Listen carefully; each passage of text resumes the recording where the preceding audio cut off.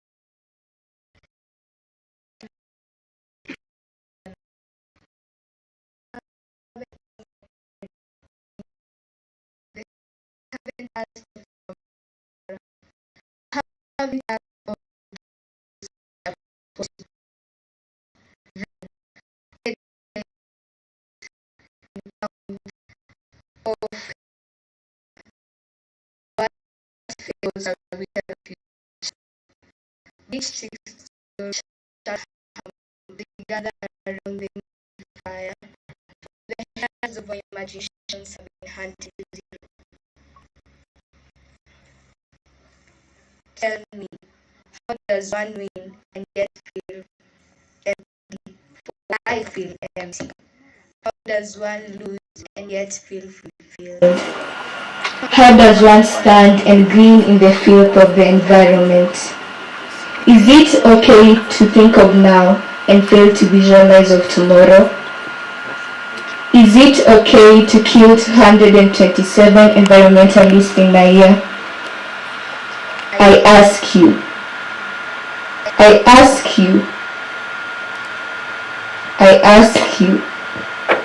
who removes, I'm sorry, I'm panicking.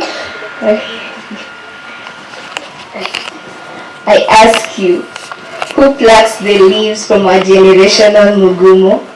I ask you, who plucks the claws from the lions of the Mara? I ask you, who erects the skyscrapers in the places of the flora? And who cages the cubs of the fauna? I ask you, who? Did you notice the swelling of the lakes Baringo and Bogoria, of the fading ice caps of Mount Kili and Kenya, the prolonged droughts of the rift and the west, the fading and the filthy field shores of the then lovely Victoria, and the black waters of the Sun City River? Did you notice? Take greetings to Tintin.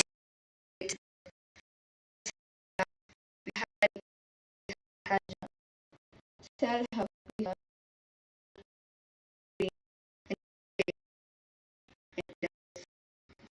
have the having actually and eating on a harmful diet is all that we are. For the nation, tell Mother Earth we are environmental as things we are. Tell her that we promise to our only home because it is our responsibility. This poem was inspired by the hard-working members of the WCK in Kenya, the courage of the Swedish Greta Tintin, and the greater, hugely quoted words of the late environmentalist Professor Wangari Maathai, who said, "Until you dig a hole, you plant a tree, You water it and make it survive. You haven't done a thing. It is from these words that the title of the poem was conceived. They haven't done a thing. The dedicated works of Dr. Paula Kahumbu and Dr. Karua Green is also an encouragement to the future and present of the conservation. Thank you and may you be blessed. Wapi makofi tafadhali. Thank you very much. Na kuna viti ambavyo vimetengewa wageni waheshimiwa. Kwa hivyo kwa wale wengine itabidi wasonge nyuma kidogo. Sawa sawa. In case unataka kwenda msalani, tuko na mahali pa haja upande ule mwingine na kuna maeneo mengine kule nyuma. Sawa sawa? Nataka niite Umoja wa Afrika waje tena watupatie burudani kabla tuingie kwa mazungumzo. Sawa sawa? Umoja wa Afrika tafadhali. Waweze kutupatia wimbo mmoja before tusonge mbele.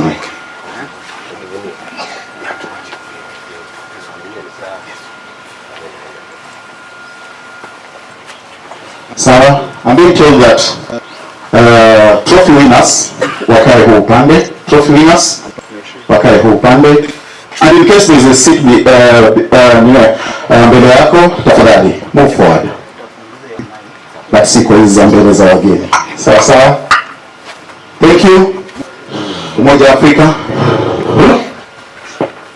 Thank you so much MC. DJ.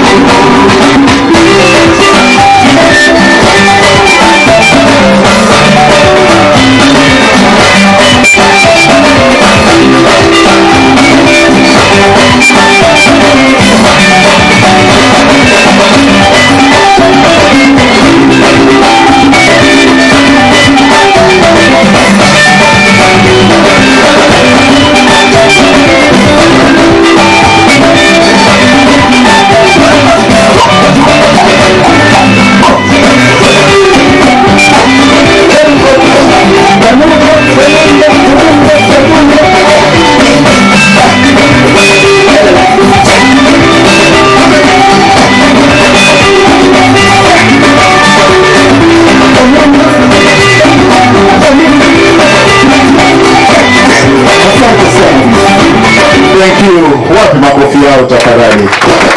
Mnajienjoy kweli? Are you happy? Angalia jirani wako mwambie unaitwa nani? I know maybe you are sitting next to someone mwenye hamjuani, sio? It's good to know your neighbor. Angalau inakuwa vizuri, sio? Thank you very much. Asante. Let me take this opportunity to invite Madam Christine who will introduce other guests. Welcome.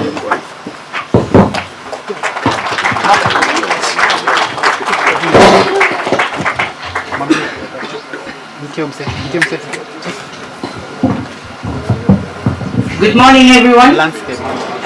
Good morning again, students. Thank you very much for taking time to be with us today. Mine is a very easy task to invite you all to the Giraffe Center. I wish to recognize again our chief guest, Mr. David Ongare, who is the Director Compliance at National Environment Management Authority, commonly known as NEMA. I wish to also recognize our chairman, Mr. Gakunju. He's the chairman of the board of directors. Thank you for being with us. Other members present, invited guests, teachers, participants of the competition.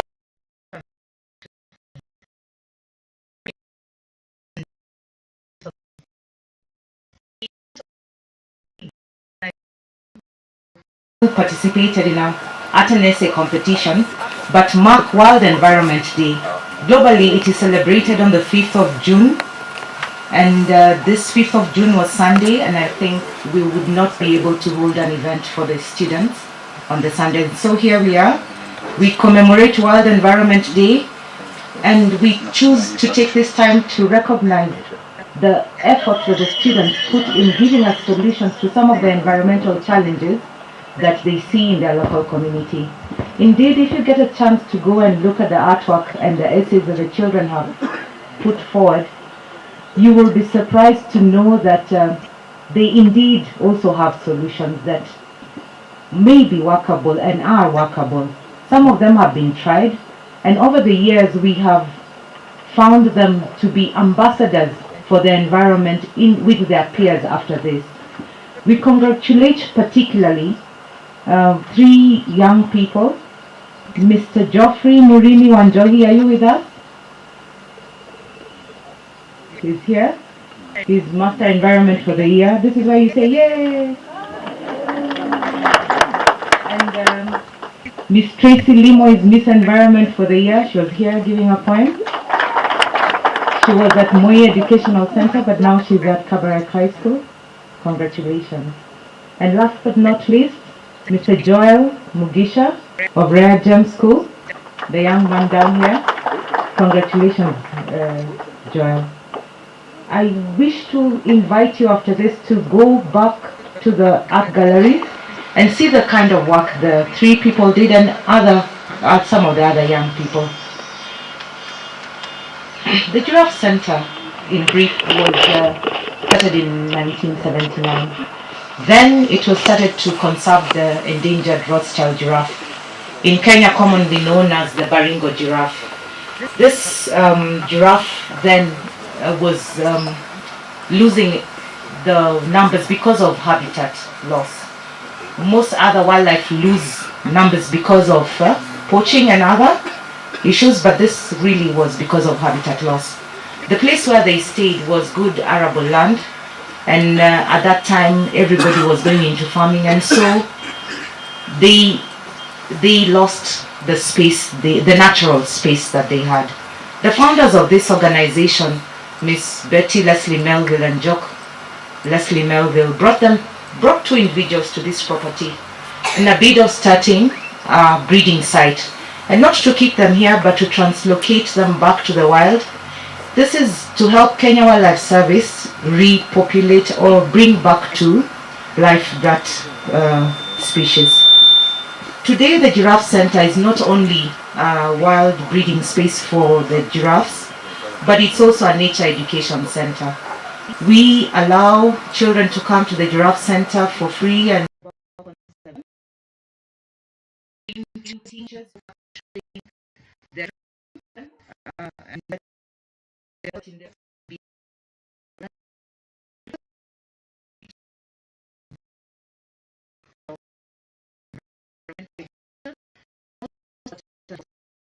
sustainable development. Over the years, we also engaged in the tourism fundraising for collaboration.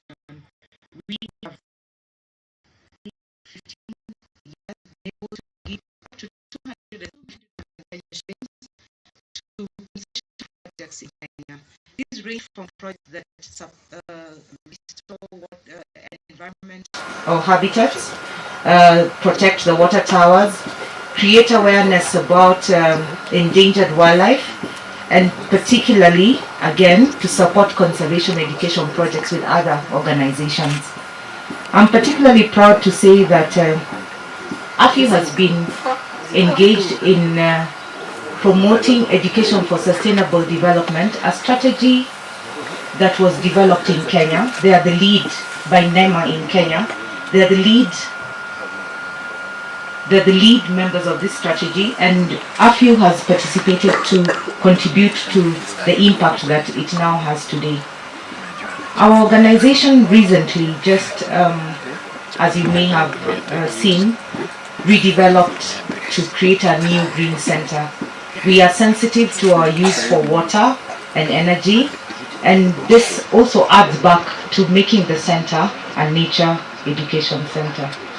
Today, the center is a well-known, apart from a place to view giraffes, a well-known bird watching space, and a place where family members can come and visit over the weekend. Thank you very much for making this organization a place of interest to you. And today our challenge is how to continue going forward with the message of conservation post the health pandemic. A lot has changed, but we must go on with the message of conservation. A few years back, an event like this would have 3 times the number of people. Today we can only afford this, but all the same, we must soldier on, and we appreciate all of you who walk with us this walk. I again want to appreciate NEMA, and particularly that we have complementary goals. Thank you very much, and at this time I wish to invite our chairman to give us a few words of wisdom.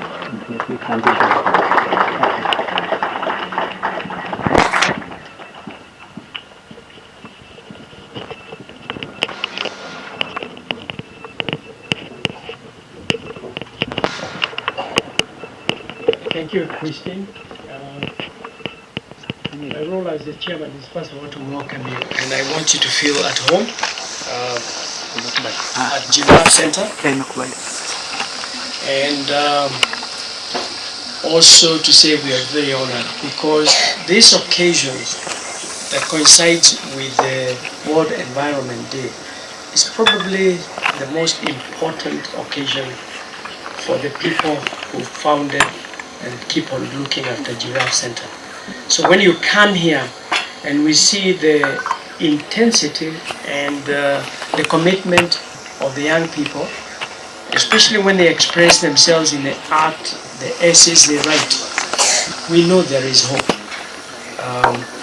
So first of all, I'd like to welcome you as the guest and also recognize David Omari, our chief guest. One of the most important things is that when you talk about the compliance director of NEMA, it means, for those people who understand about NEMA, it's the organization that was set up to try and help us put some foothold in terms of our environment. Because without an environment, we are nothing. We are going to disappear. So being a compliance is to make sure that we are complying and making sure that we are not polluting this world. I would like also to welcome the youth, because this occasion is your occasion. And I was very touched by your poem. That poem is, I think I would like to get a copy and listen to it again, because it's very touching. Yeah. I also would like to welcome the winners. I know we have also government and civil society that have been so much part of us. As Christine was talking about, this particular place, once we get the young giraffes, we do translocate them to other game reserves to restock. And for those people who might not know, the 3 species of giraffes that are found in Kenya, the most threatened is the Baringo. It's now called the Nubian. It was called the Rothschild.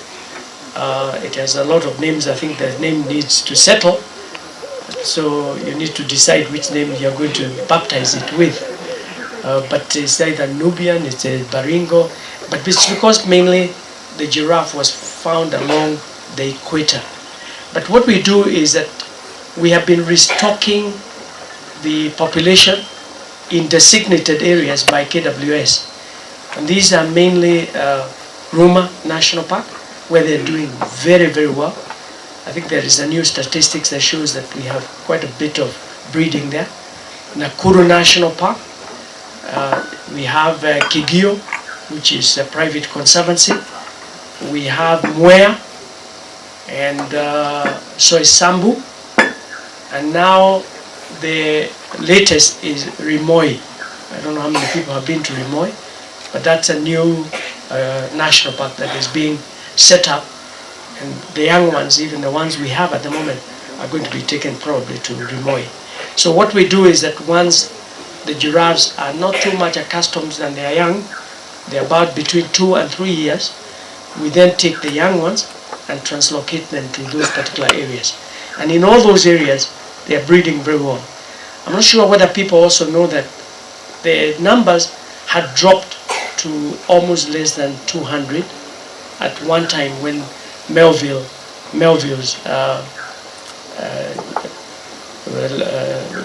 Leslie Melville decided to bring the pair here to start breeding. At the moment, we believe that the world has about 800 or so Rothschild giraffe, which is still a very delicate number. And not many people also know that about 90% of all the Rothschild giraffes are only in Kenya. So once you go around, you will find the difference between the 3 giraffes. It's good to keep on telling the world that we have the 3 giraffes and be able to know what is the difference between the 3. So as you come out of the ramp, there is an area where it shows what the differences are. Now, one of the things that happened during this World Environment Day, I was asked to go to participate with the University of Kimathi University of Technology. So I was asked to give a speech, and I was wondering, how do you make an impact on young people to understand, or people, all people, to understand how delicate this earth is? And what I did is that I went back and I looked at the history, and I looked at the video. If you have time, you can go to the Voyager 1 and Voyager 2. I think it's Voyager 2 that was launched in 1977. And if you look at that Voyager, it is the first time man on Earth decided to have a craft that goes beyond our own solar system. We belong to a solar system called the Milky Way, which has got 9 known planets. But that time, we thought we might try and find whether there is life beyond this solar system. And one of the things that happens is that after the craft had gone about 11 million kilometers out of the Earth, the scientists tried to turn the camera back to look at this world, and they couldn't find it. They were looking at the solar system and asking themselves, where is Earth? And in the end, what they found is a little dot that they realized that was Earth. And for those people who remember about the Voyager 1, it is where we got all the voices. We have Swahili, all the languages. It has a tape that keeps on talking to people saying, we are people from the Earth. We are looking whether there is anybody else out there. What is amazing is that despite going all those miles and those kilometers, they never found any other life. They have not found life. I don't know whether you also know that that particular craft has been going along through the solar systems, other solar systems. I think it had lost contact last year, 2021. But up to that particular time, there was no other life that was found out there. So what it means is that that little dot that is called Earth is the only place that has been known to support life. And when we talk about life, we talk about life of insects, grass, whatever it is. Even the moon, which is very close to us, cannot support life. So if we destroy this Earth, we have nowhere else to go. So anybody who jokes with spoiling this earth, there's nowhere. We don't have a plan B. So when we talk about one earth, which is the theme of this year, we are talking about that we don't have any other place to go. But unfortunately, it looks like we, the human beings, supposed to be the creature with the most intelligence, are going to be the very people that are going to end up destroying this earth. So when you see young people having those particular concepts and warning us about what is going to happen, we better listen. Because like somebody said recently, if you think that we are going to go on the way we are going on with very short type of ideas of how to destroy this earth, whether it is fossil fuel, whether it is a pollution that you find, the plastics, if we continue the way we are going, maybe you also should think that you should not be having children. Because what are those children going to inherit? You are telling them that you're going to have children that are going to suffer when they get born. So maybe we should stop having children. That's the debate maybe for another day. The other thing which I wanted to just point out is that when you talk about this little dot called the earth, you then come and find out the details about it. 70% of it is water. 70%. I think it's 69.8%, but it is water. Only 1/3 is earth. And within that 1/3, half of it is uninhabitable. It's the desert, it's the ice that you find in Antarctica. So it is a very tiny place that supports life.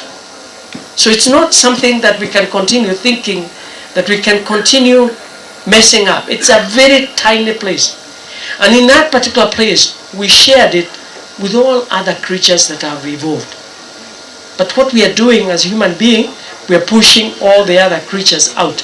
And yet, I think it is Darwin who prophesied that if you get rid of bees, human beings would become extinct in 4 years. Because we cannot do pollination. It's done by the insects. So that kind of balance where we all live together is such an important balance. We cannot just live on this earth and not think about the other creatures. When that balance goes, we also go. So I think it is important for us. I don't want to take away the topic from the main speaker, but I just wanted to focus on this year is pollution. And if you look at the number of tons of plastics now that are lying in our seas, and the other day I think I saw something that the micro pollution kind of dust is now being found all the way up in the Arctic. And we are breathing it and wondering why all these diseases we are getting, all these new diseases are coming up. When you start getting those kind of things and polluting the earth, we are polluting ourselves. We are just dying. We're going to die and become, the end. So the pollution is one of the key areas to focus on. And if you look at the other person is what we call the loss of the biodiversity, the forests. The forests have dwindled. So the catchment areas that you are generating the rains are no longer there. The result at the end of it is climate change, what we are calling the climate change. And climate change is real. I think the other day I was driving towards Nanyuki and I stopped at Narumoro because I found a lot of cows on the side of the road. And I decided to discuss with the young people who had cows there. And most of them were Samburu. They have moved those cows about 400 to 500 kilometers from the north. They were eating on the side of the road. So when I was discussing with them, one of them told me that they come from Mount Kulal. For those people who know the north, Mount Kulal is far. So I asked them, how long have you been on the road? 11 months. What was the number of the cows you had in the beginning? 500. How many are remaining? 20. So that's what they had lost. And you see the pain. So when we talk about the climate change, it's real. It's happening. They are moving the cows down. The whole area is devastated. There used to be a forest called Ngarendare, for those people who have been there. There is no blade of grass. When I went there recently, there was not a single blade of grass. The elephants have moved towards Mount Kenya, and the goats are dying there because they have nothing to eat. So this thing about climate change and the impact on it is real. We are finding that communities are fighting in the north. And if you go deep into it, they're fighting because of the resources. It's water.